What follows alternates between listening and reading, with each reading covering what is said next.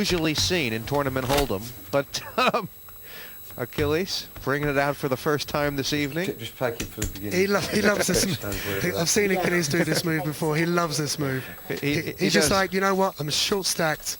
I'm just going to go all in now. You know, it's in the lap of the gods. The interesting thing is that he's done it from the small blind, which is an even. It's a very interesting place to do it from, especially from Eddie London's perspective. Cool blind, but not me. I'm not calling up to yet.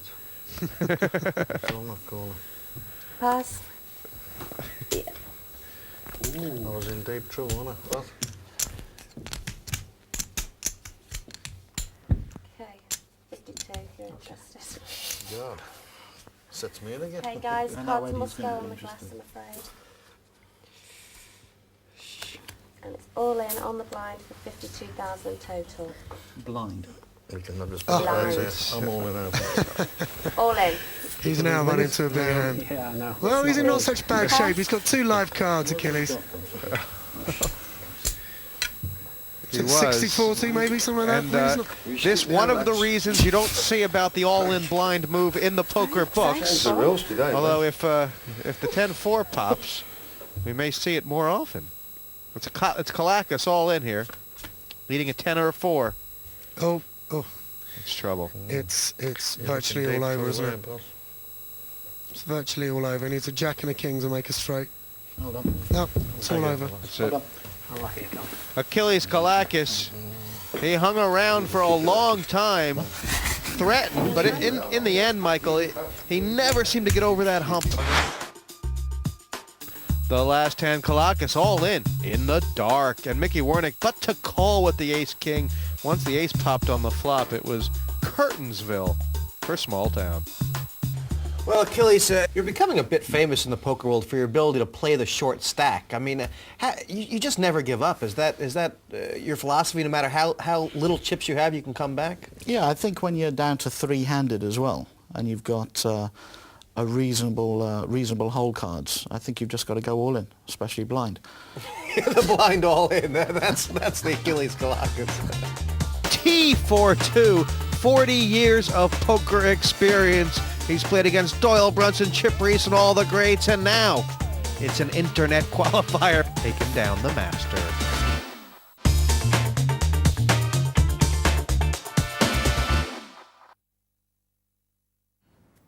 No one to play with? There's always PartyPoker.com.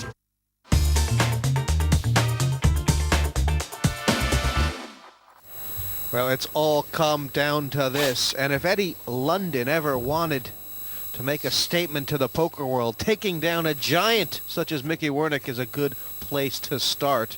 How do you handicap this, Michael Greco? Well, he's in great position, isn't he, Eddie? But I tell you what, Mickey can do a hell of a lot of damage. One double through, and they're virtually even in chips. So I wouldn't write off Mickey yet. Well, looking at these head-to-head statistics, I guess Eddie, the most important thing is he's got over 2-to-1 chip advantage. But a lot of the other things, statistics, nearly the same. But Mickey has a fantastic head-up record, Michael. He's played in the World Heads-Up Championship the last 2 years. Yeah, I think even if I know Eddie's got most chips, but I think you're right. I think Mickey's my favourite to win this. Cards out now, and the blinds have been raised here to 10 and 20,000. Cool. And that 30,000 in the pot before the players have seen their cards. So I'm going to get used to it here. This is where your game really has to change, and I think this is where I fancy Mickey. I think heads up, you've just got to be... I'll just raise virtually every pot pre-flop. Just get aggressive and just try and steal these blinds. Eddie London has just called, and Mickey Wernick has out-flopped Eddie, although 3 diamonds on there. There's a flush draw out there for London. And he's betting into it as well. I admire his aggressiveness. 25,000. This is obviously Fold.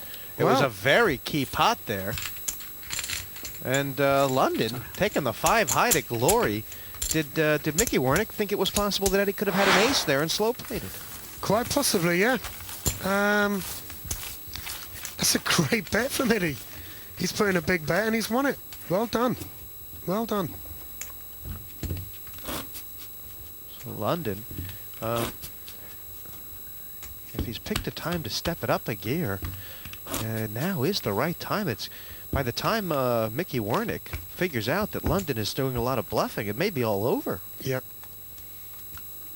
Of course, Wernick may be capable of the old bluff move himself, as we've seen. It's a big hand. I think when your head's up, you don't really want to become a cordage station. I think you want to Check. attack. And surprised Mickey didn't raise with his king 10 then on the button.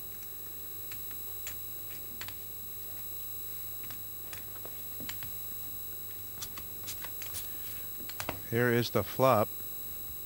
King high good. And Check.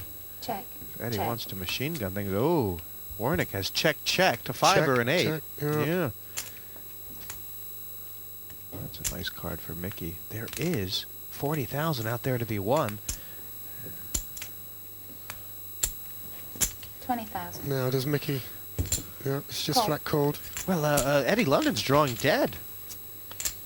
Maybe Mickey's worried about the jack, but I think that worry's probably gone now. Wernick's giving Eddie London a chance to hang himself. He's counting the chips out. Is this bluff going to get called or get through? It's going to get called. Mickey might even put himself all in.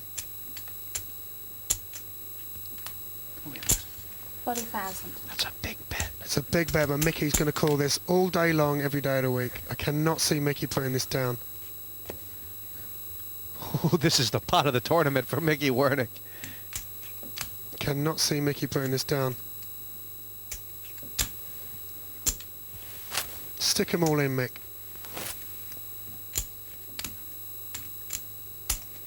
Actually, there's no point putting them all in. Might as well just call it. 40. Cool. He has called, Good call. and the 8 high playing the board, Wernick. And, I mean, interestingly enough, Michael Greco, I mean, Mickey Wernick probably could have ended that pot before the flop, on the flop, or on the turn. But playing it that way got him 60,000. He did. This particular time he didn't raise, and which I thought was quite odd, but in the end it got him an extra 60,000.